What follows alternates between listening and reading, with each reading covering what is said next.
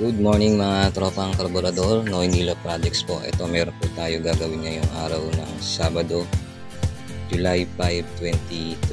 Ito magpapalit po tayo ng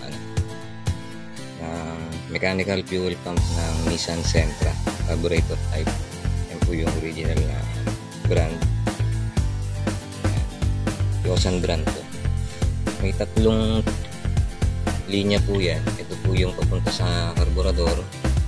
Ito naman po yung kanyang in, yung nakatusok po dito yung fuel hose na galing sa fuel filter.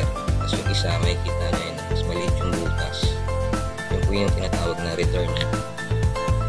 Return po yung pabalik sa tangke. Yung sobrang nahikot na gas na hindi naman kailangan, babalik niya sa gas tank dito sa return.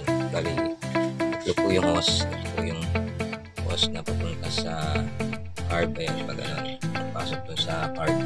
Tapos yung dalawa, ito yung in, galing po yan sa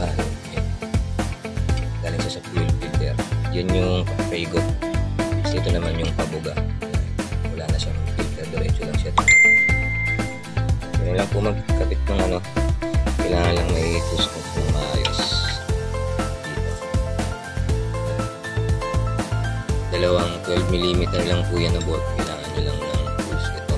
Medyo matigas nga lang, kailangan nyo na extension para maikot na. Tapos huwag nyo kakalimutan itong fibra. May fibra po yan, yung kulay itim na plastic. Tapos meron niya gasket. Check nyo mabuti yung gasket kung wala pang punit para hindi magkaroon ng oil leak kasi nakaano po ito sa makina. Nakatamaan po ito ng langis. Ingat din po tayo sa pagbili ng mga ganitong pyesa, lalo itong fuel pump kasi meron na itong mga replacement sa market. Mura nga siya, kaya lang ang nagiging issue niya, puputol tong arm.